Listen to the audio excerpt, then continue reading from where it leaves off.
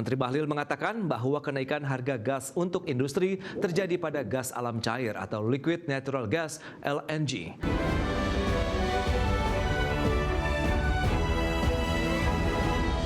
Pemirsa, Menteri Energi dan Sumber Daya Mineral Bahlil Lahadalia berjanji segera memperbaiki harga gas industri untuk mencegah potensi PHK massal di sektor industri dalam negeri.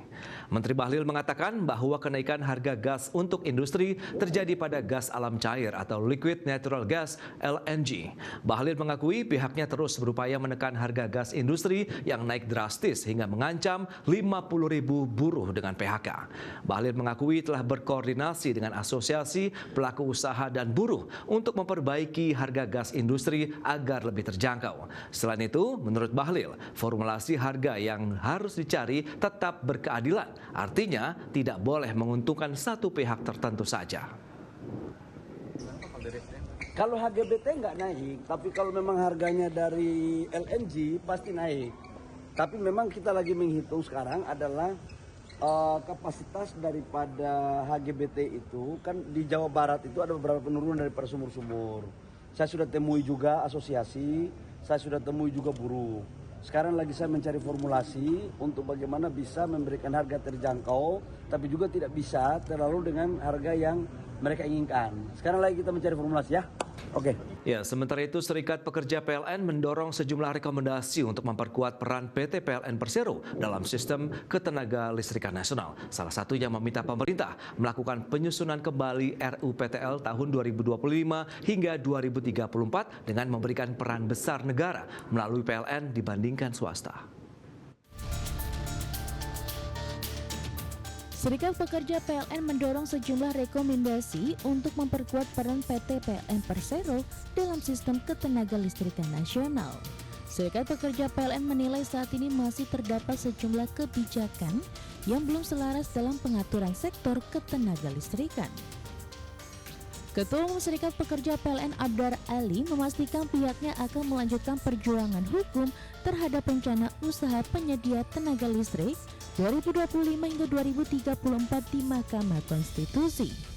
Serikat Pekerja PLN meminta agar pemerintah melakukan penyusunan kembali RUPTL 2025 hingga 2034 dengan memberikan peran besar negara melalui PLN dibandingkan swasta. Hal ini untuk mencegah adanya pemadaman listrik yang terjadi di tanah air. Kami kawal, sehingga kami sebenarnya menggugat RUPTL dalam rangka meminta sebenarnya evaluasi kembali penyusunan RUPTL itu, sehingga lebih mengembangkan peran negara di PLN lebih tinggi dibanding dengan swasta. Itu yang kami harapkan, supaya kejadian pemadaman ini tahun 2016 tidak terulang ketika pembangkit itu dikuasai oleh swasta.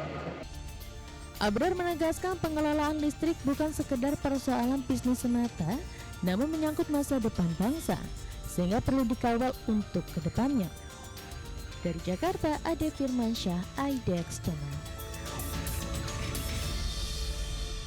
Ya, sementara itu untuk mengejar target mencetak 10 juta wirausaha baru pada tahun 2029, Kementerian UMKM terus memperkuat inkubator usaha. Deputi Bidang Kewirausahaan Kementerian UMKM Riza Damanik menyebutkan berbagai penelitian menunjukkan bahwa pelaku usaha yang mengikuti program inkubasi memiliki tingkat keberhasilan yang lebih tinggi dibandingkan dengan mereka yang membangun usaha tanpa pendampingan.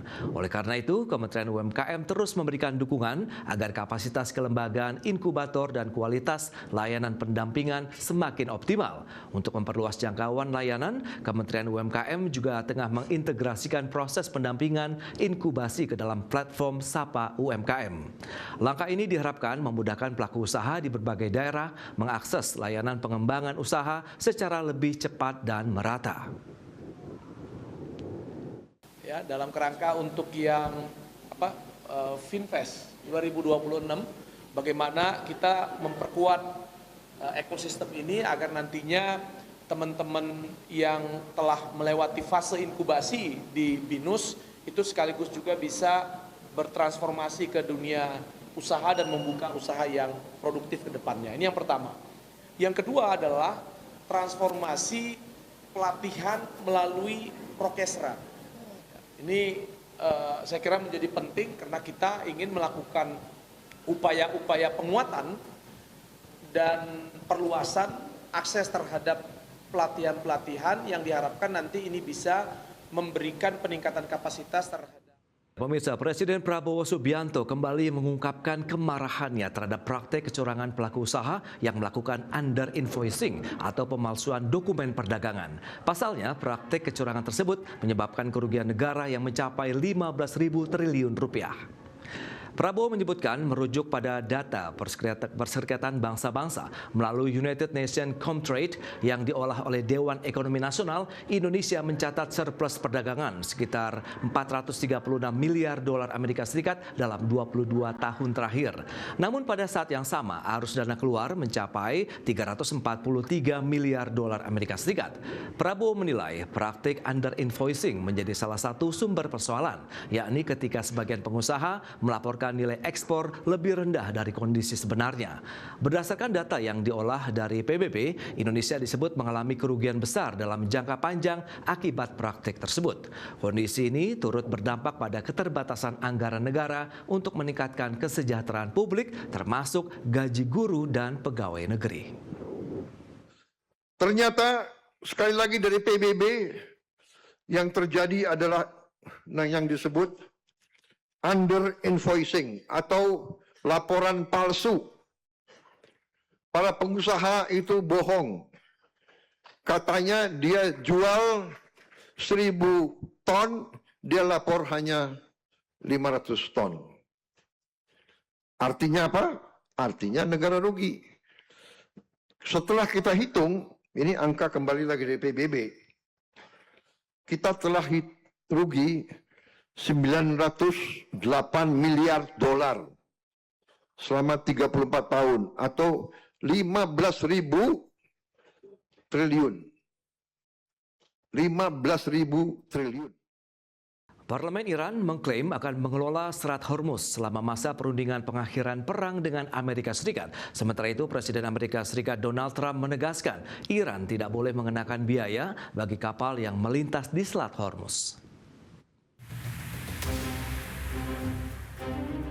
Ketua Parlemen Iran sekaligus Kepala Negosiator Utama Perundingan Muhammad Bagher Kalibaf menegaskan bahwa Selat Hormuz akan berada di bawah pengelolaan Iran.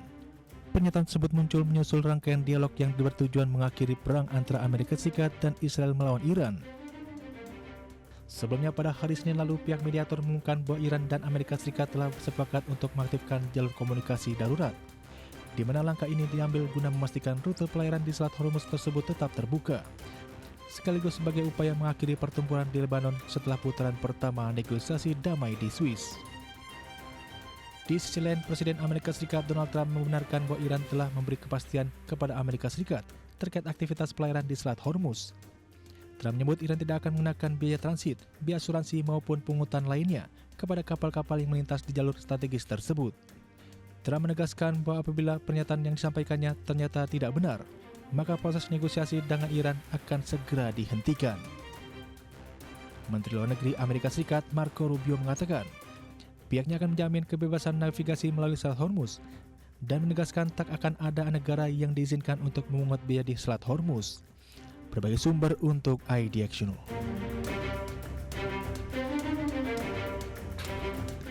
Ya, pemirsa, Menteri Keamanan Nasional Israel Itamar Ben-Gvir menegaskan seluruh wilayah Lebanon harus menjadi target serangan Israel. Pernyataan tersebut pun menuai kecaman dari sejumlah pihak termasuk Iran.